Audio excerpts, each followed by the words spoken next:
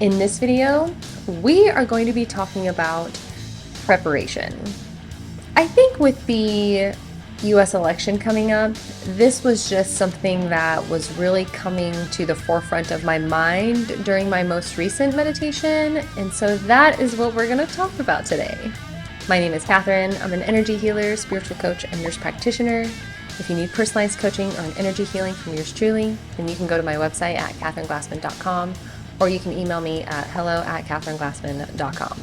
Now, when I make a YouTube video, it's either because I have a subject in mind and then I meditate on it and then I share it with you, or there is something within my personal life that I find may be relevant to others, and so I will meditate on that and share it with you, or I won't have anything on my mind and I will sit and meditate and just ask, what is it that we need to know?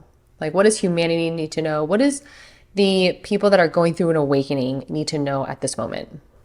So I really didn't have a subject in mind.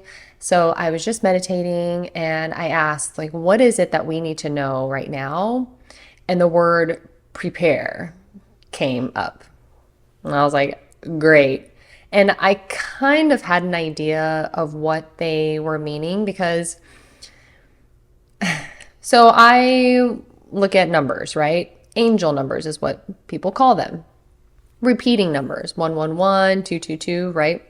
And lately, I have been seeing the number 555 a lot, which means change.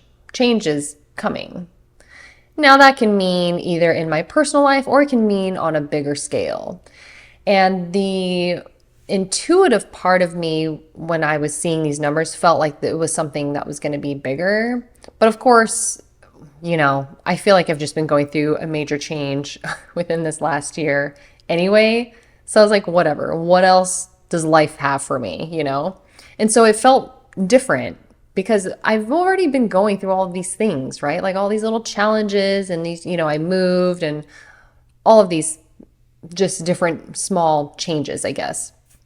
But when I kept seeing the number 555 recently, it started to feel like it was something a little bigger. Which, okay, I put that on the back burner, whatever. I'm not going to get all excited because I'm seeing numbers, right? So then I am meditating and the word prepared came up. And then I flashed back to those numbers, 555. And I was like, oh, is that what they are alluding to, right? So as I continued on with this meditation, I asked, well, what do you mean by prepare? Like, what are we preparing for? And they said, anything. Great. And then the energy of the US election started to come up. So the US election is coming up in the beginning of November. People are voting now.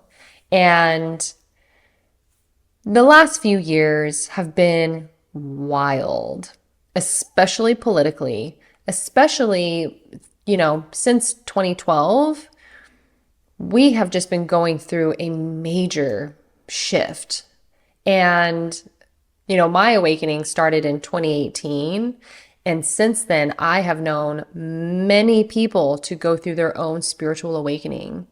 And because people are going through an awakening, there is a collective shift within the collective consciousness. And of course, that is going to be reflected within politics in a way. But now that there are so many people that are awakening and becoming more conscious of what is going on in the world, whether it is with celebrities and pedophilia, alien disclosure, the healthcare system, and of course, politics, this year, politically, with the US presidential election, is going to be a big deal. Whether or not it's going to be a big deal this year in November, or whether it's going to be a big deal for the next 4 years after this election is still undetermined, at least for me anyway.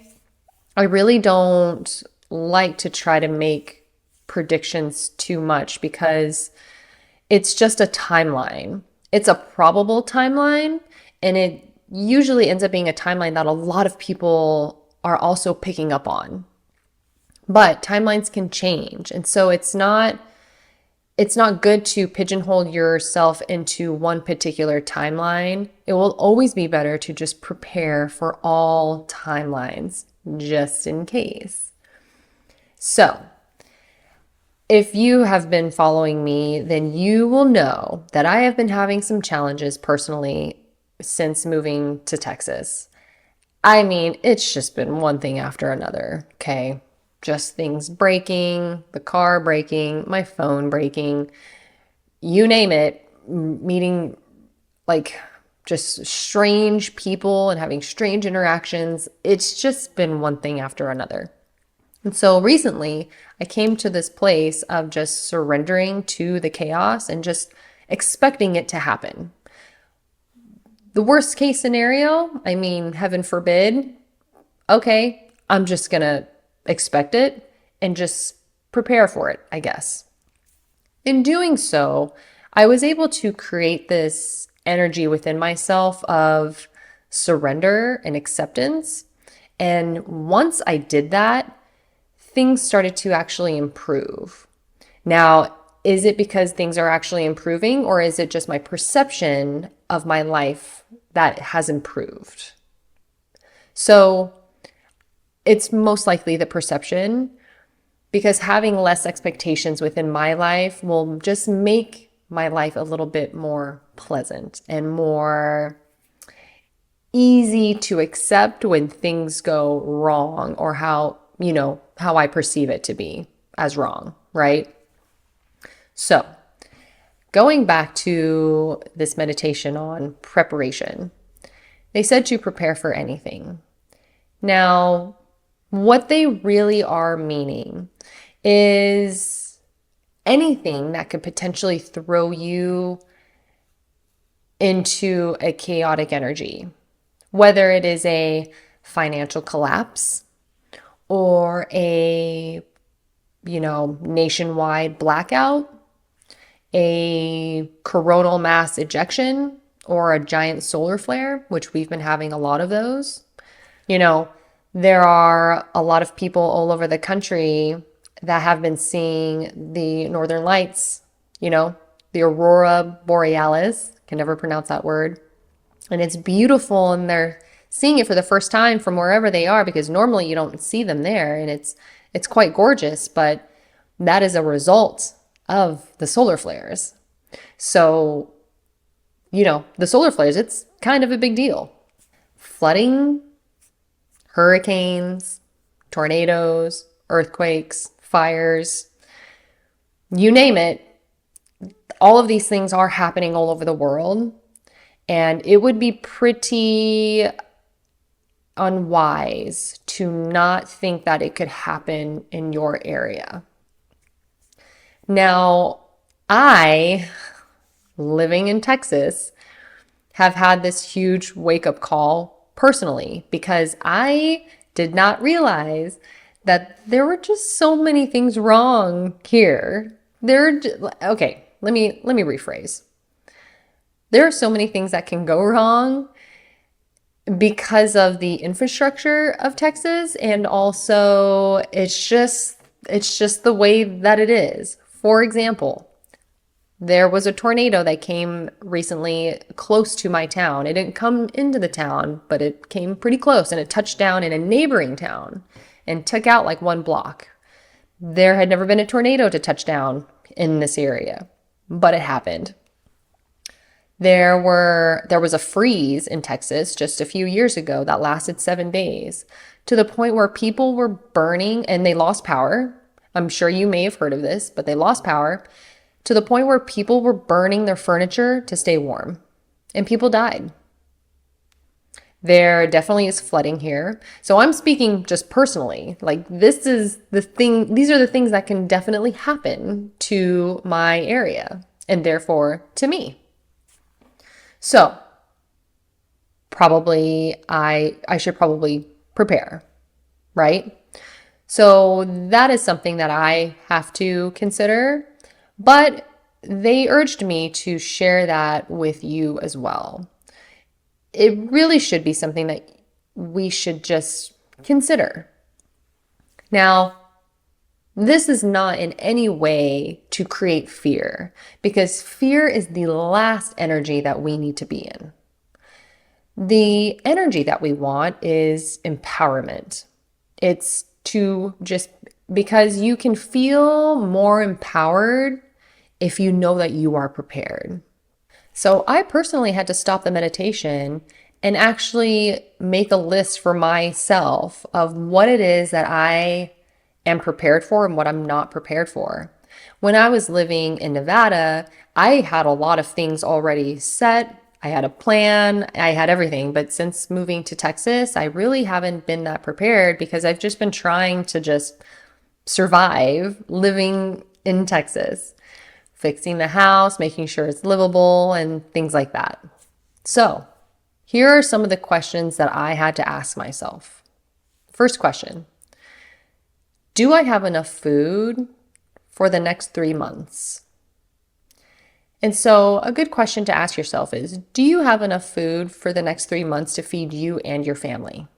In my case, I have 2 dogs, so I have a lot of dog food.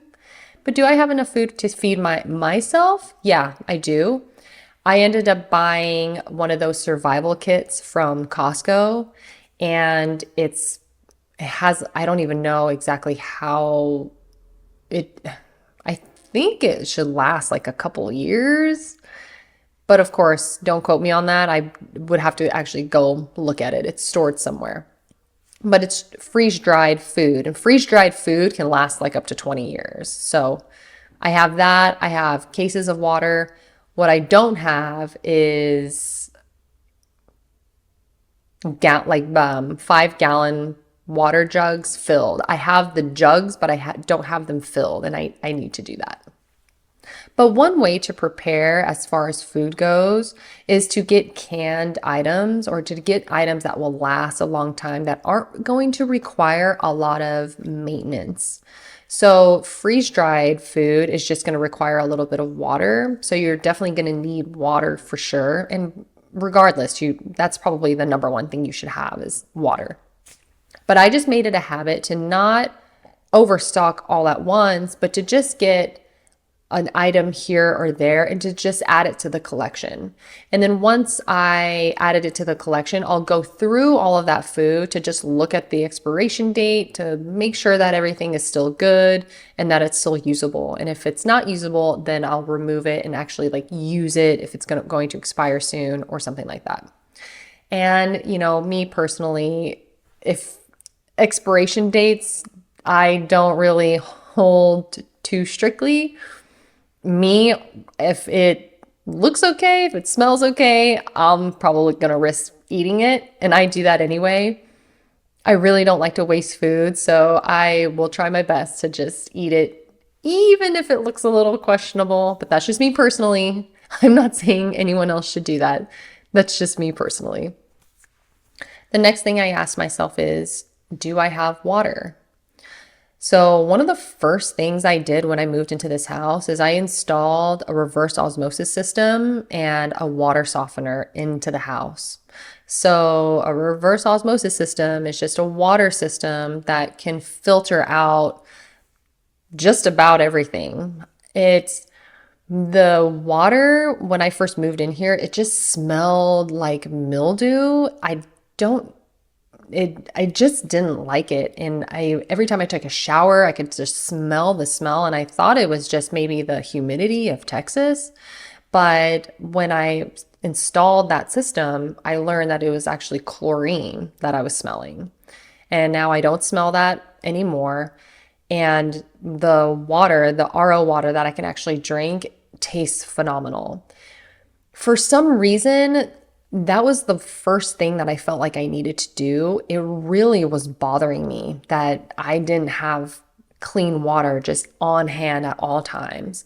If there's one thing that I feel like I always need, it's going to be water. I ended up calling this local company and they would not return my calls. So then I had to call this other company, and I just did it on a whim. And they ended up actually being like one of the best companies for RO systems in the world. Very lucky that I got led down that path. And then after I had it installed, the other company called. It's very interesting. So once I had that in, I felt much better. Then the town that I actually work in ended up having a salmonella outbreak in their water supply. The town, people in the town have been getting really sick. People are ending up in the ICU with salmonella poisoning, but the town itself is denying that there is any salmonella in the water. The only reason why I know that they were concerned about salmonella in the water is because I work at an urgent care in this town, and the health department specifically asked us to start testing people for salmonella because they are concerned about salmonella in the water, right? So this literally happened like maybe 2 weeks after I installed my water system. Did my intuition maybe pick up that there might be like a water issue? I don't know. All I know is that when I have a feeling that I need to do something, I don't question it anymore. I just do it, because when I question it and I don't do it is when I get in trouble. So I personally think that when you have an intuitive hit, or you get a message or a download or something like that, those are messages from God. And I'm not going to ignore those messages. So I'm going to respect it and just do the thing. And I'm really glad I did. But even with that water system installed, I still plan on filling up my 5-gallon jugs and having those stored somewhere as well. And even if you can't get, a fancy thing installed into your house, you can always just buy cases of bottled water and just keep them somewhere, which I may or may not do anyway, because I am maybe going overboard. I don't know, but it's better to have it and not need it than to need it and not have it. So the next question I asked is, do you have a power source if the power were to go out? So I have what's called a Jackery. It is a giant battery pack that also has a solar panel. So, and please keep in mind that I didn't purchase these things just recently and all at once. This has been over the course of a few years, because this, being a prepper, has always been something that is just something that I've done for a while. But there was no way that I could just afford to just buy all of these things. And so slowly, just over time, I have been purchasing these items. Most of them, I just wait for them to go on sale, and then that's when I get it. So I do have a battery pack that does have a solar panel, which works really great. So that's in case if I need a light. I also have rechargeable items. So I have rechargeable batteries that can power up headlamps, lanterns, flashlights, things like that. I also have an arrow garden that it can power as well. So I can have like some vegetables. What I really want is a rise garden, like a 3-level rise garden, so I can have an indoor garden. That is very expensive, and so I'm gonna have to learn how to budget for that. But yeah, this is just me personally, and this is just where my mind kind of goes. But yeah, I actually, and for whatever reason, I have been told by a lot of people that I need to get a generator. Living in Texas, this is just something that everybody has to have. Initially, I was very irritated that I would even need to buy that. I was very irritated that the power grid went out for a week, that it's normal for Texans to lose power for like a couple of days every year during the winter after that, like since then. My poor elderly neighbor, who is 85 years old, a widow, living alone, lost her power last year for a day and a half. And I asked her, like, well, what did you do? And she was like, freeze. That made me angry. It made me very angry that that is even a thing. It's 2024. Why is that happening? So after I had my moment of being irritated, I knew that I needed to do something and be a little bit more prepared just because of where I live. And so a few people kept saying like, I need to get a generator. I need to get a generator. And I was like, in this energy of resistance, because I was like, I shouldn't even have to get a generator. That shouldn't even have to be a thing, right? I just had that attitude. And then, but there was one particular generator that is solar powered that I have been like keeping an eye on, and I've been looking at it for a little while. But it was very expensive. I just didn't think that I would ever really need it. And so I put it on the back burner. Well, I recently checked it out and it was on sale for like 50% off. The fact that it was on sale right when I looked at it showed me that I probably needed to get it. It was just a feeling that I needed to do it. So I did it. So now I've got a generator. And I have to say that I do feel better now that I have that. So, which is the whole point of even doing any of this. It's to remove and transmute the fear. And plus, it was kind of my elderly neighbor too. Like, I refused for her to have to sit in her house while she freezes and just doesn't have any power. And so after she told me that, I was like, well, then I will make sure that we are not freezing. Okay. So got a generator. Another question I ask is, do I have a way of staying warm during the winter? So I am very lucky. I mean, I guess it depends on how you look at it. This house that you're looking at right here, it's all electric. Okay. I did not know that tiny little detail, not so tiny, when I bought it. But it turns out the majority of these homes are only electric anyway. None of them are gas powered, which I'm not used to. And that kind of freaks me out because if the electricity goes out, then that means that the heat goes out and the AC goes out. Everything goes out. But the one thing that I do have is a fireplace. So that is good. So what do I need to do? Well, now I need to get someone to come out to take a look at the fireplace, to inspect it, make sure it's good and it's safe. Now I need to get firewood. I need to get a firewood holder. And I think that's about it. But that takes a lot of money and it takes a lot of effort. So that is something that I'm gonna have to do so that my neighbor and I will not freeze during the winter. And so hopefully the combination of a fireplace, a well-working fireplace, along with a generator will get us through whatever it is that we need to get through. So in your area, do you have a way of staying warm during the winter? Another thing that I have is I have heated jackets I have a heated jacket and I have heated gloves. So those, even if I lost the power and didn't have any firewood, I would be able to plug those into my battery pack and recharge it from solar energy. So at the very least, I have that. So that might be something you might want to look into. The jacket that I got is from Ororo. It's Oraro, I think. But if you go on their website, I could be spelling that wrong. If you go on their website, they always have sales all the time. If you go to their clearance section, they constantly have sales. So, I mean, I probably eventually will get like heated socks too because I have a thyroid problem. So my feet and my hands are constantly cold and I don't like being cold. So just something to think about. The next question I ask myself is, do I have enough gasoline? My car is a gas car. It is not electric.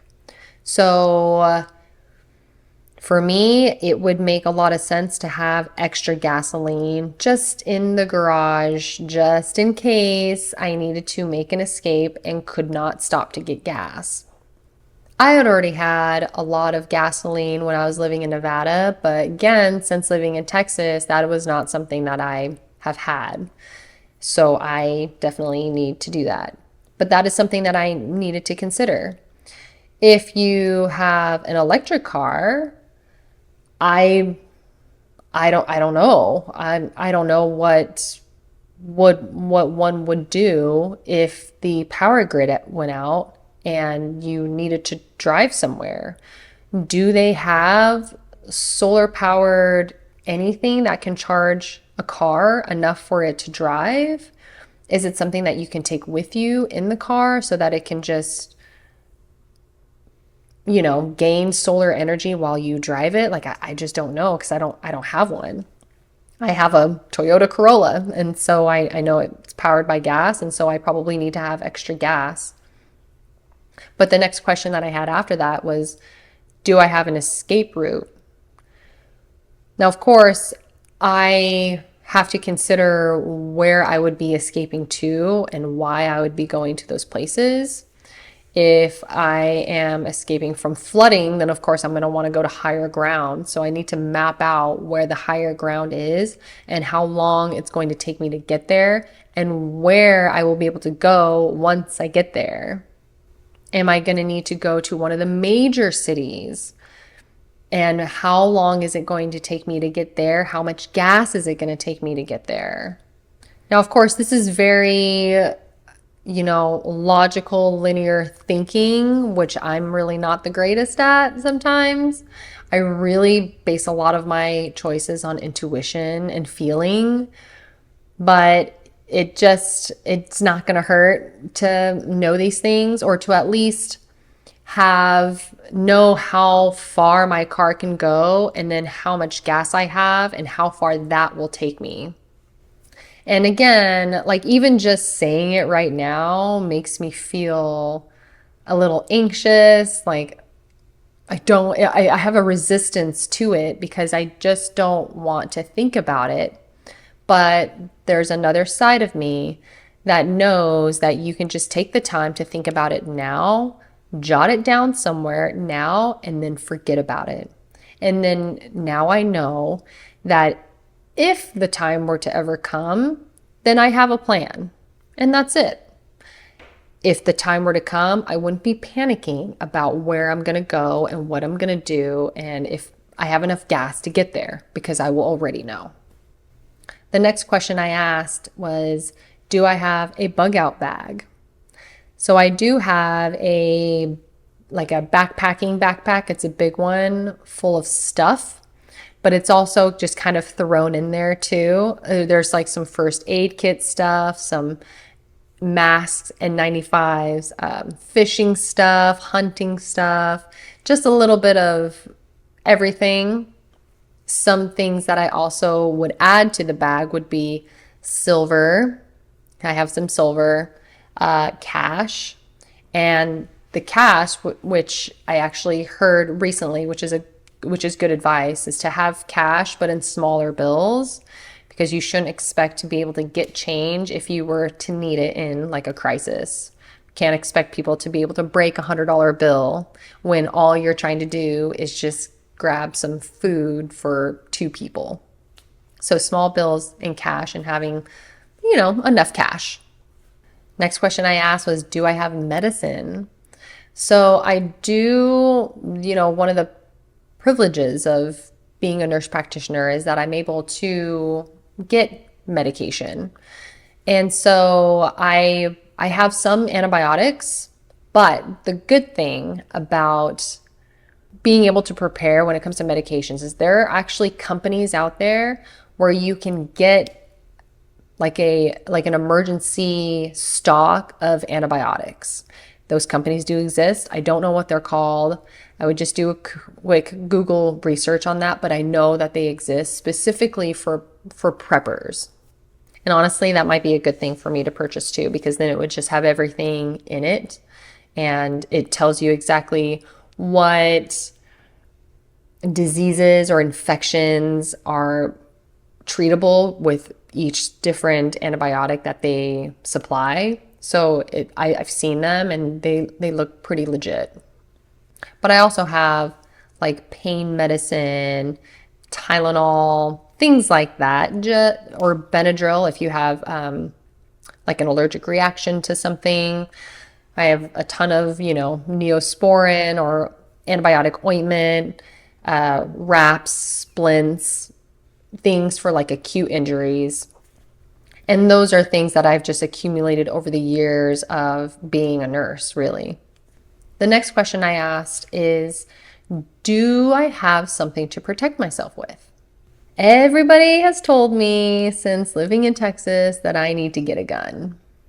And it's especially from my male friends, bless them. I think they just get worried, as a woman living in a house by myself, that, I just need to get a gun. And especially living in the US, guns are everywhere. And therefore, you want to be able to protect yourself from someone else who has a gun. This is obviously a personal decision. There is no right or wrong decision. I personally have made the decision to not have a gun. The reason why is because I don't want to shoot anyone. I really think, this is going to sound silly, but I was married once to an ex-Marine, and he taught me how to use a gun and how to defend myself and things like that. But oddly enough, I was actually a very natural shooter. I was very good without ever doing it before. I just naturally picked it up very quickly. And that is the one thing that makes me nervous about having a gun. It's not that I'll be scared to use it. I get a little nervous that I will be very good with it. And I really just don't want that kind of karma. It's just me personally. I don't want to feel like I need to do that. I just don't think I value my life. I do. And I'm very grateful to be here, and I'm grateful for everything that I have. But I just don't think it will be that worth it to me to have to kill someone else for me to survive. I know what is waiting for me on the other side, and it's beautiful. I'm not scared to die. I'll be okay. And so to me, it's just not worth it. So I have chosen to not have one.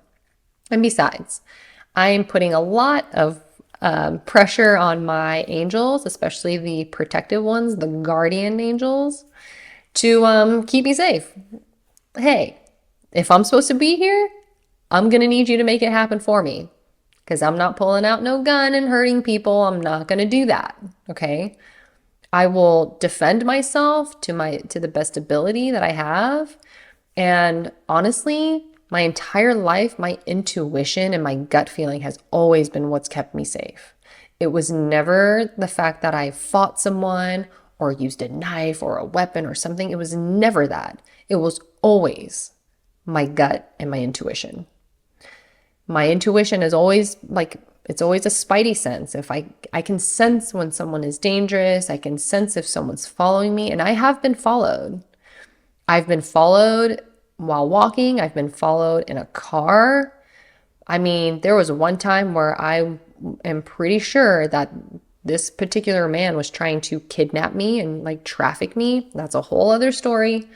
But yeah, but it was my intuition that kept me safe. So I'm going to keep riding on that. But just because I make that decision does not mean that you have to make that same decision. This is about what you feel comfortable with, what makes you feel safe, and what makes you feel prepared. Because again, I don't believe in right or wrong. I only believe in action and consequence.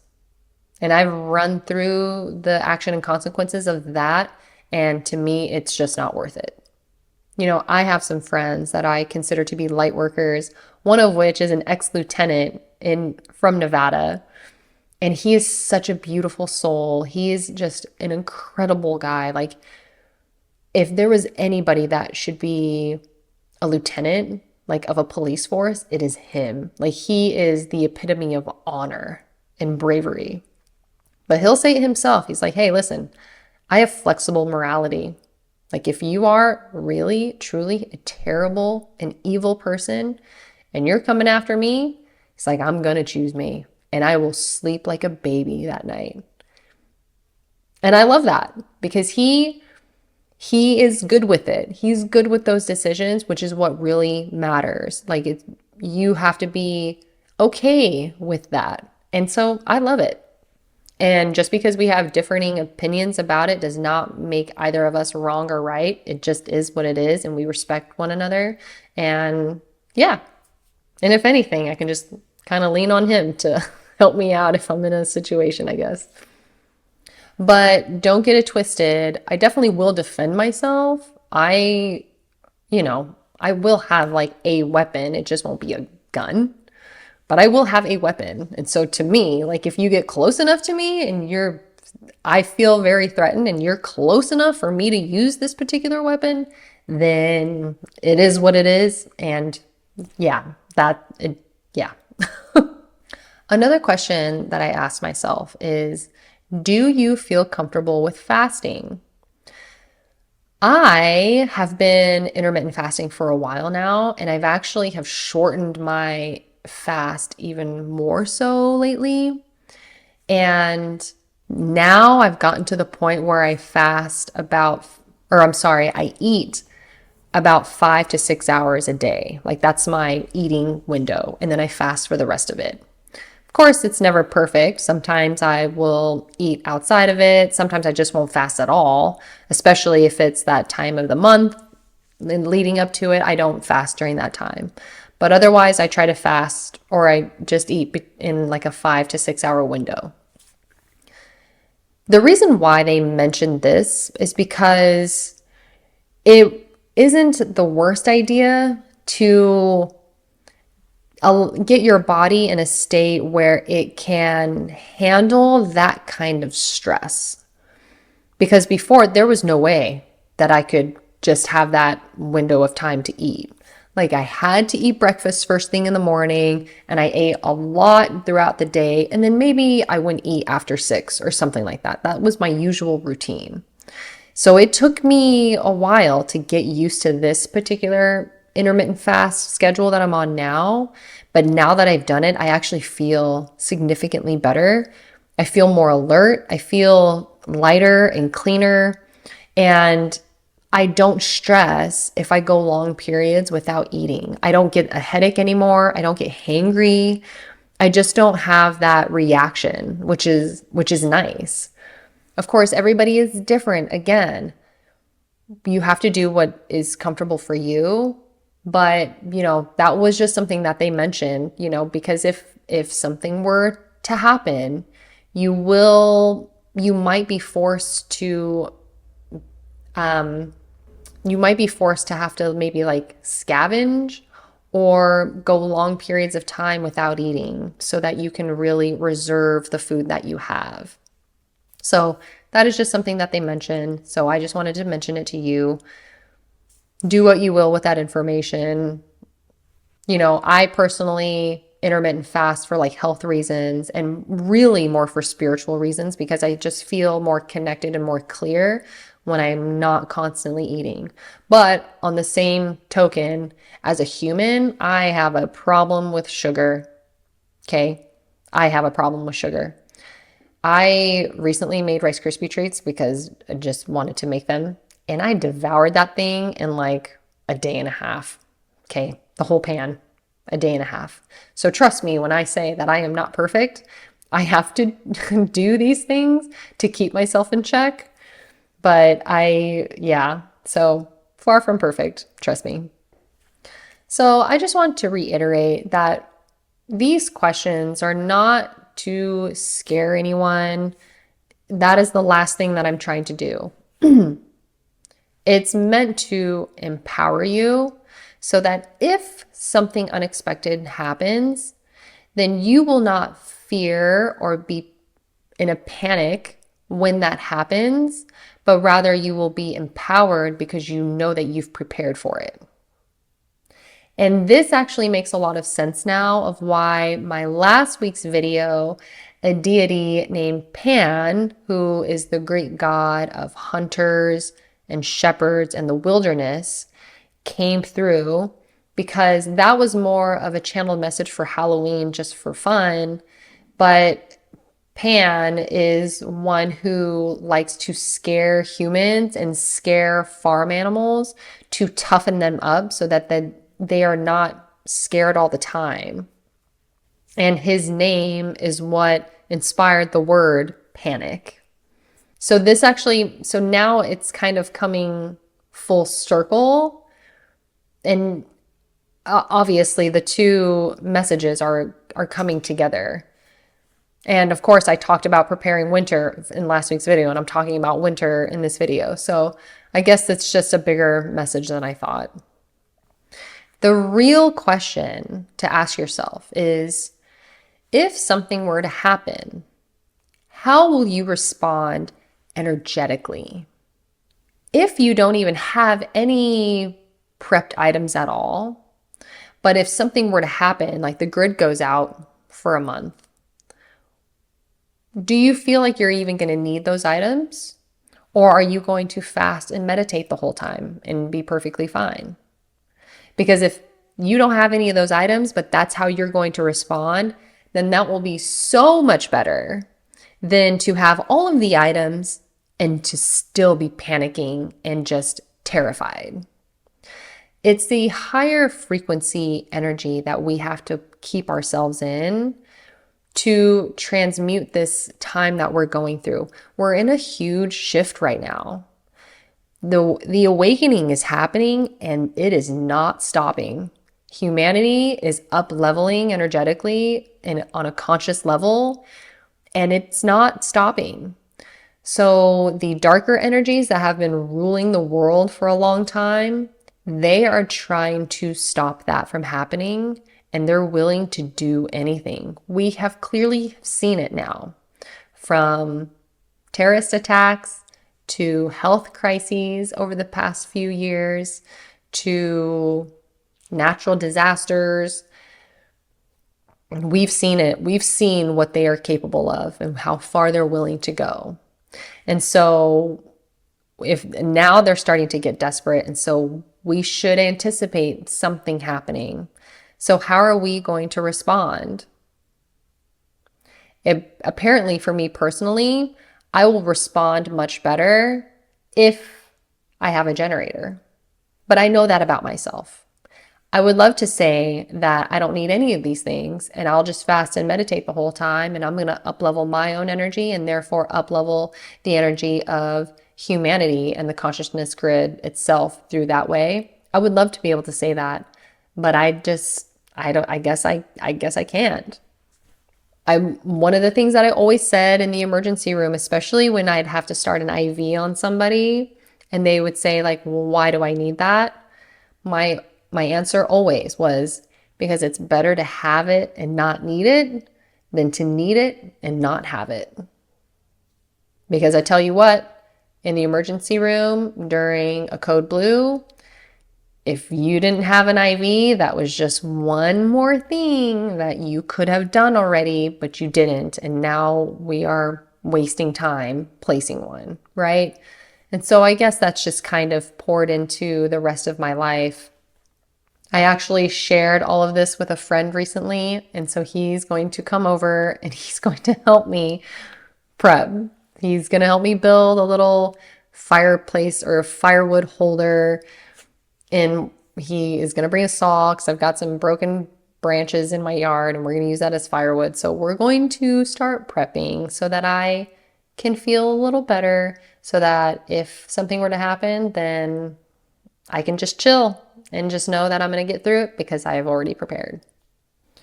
Whatever is going to happen is contracted. And these are just the growing pains that humanity must experience in order to grow. And it sucks. It's really annoying, but it's just something that we are going to have to go through. So we may as well go through it and feel neutral and good about it and know that we've done everything that we can to just kind of prepare for it rather than to just completely ignore it and pretend like it's something that will never happen to us.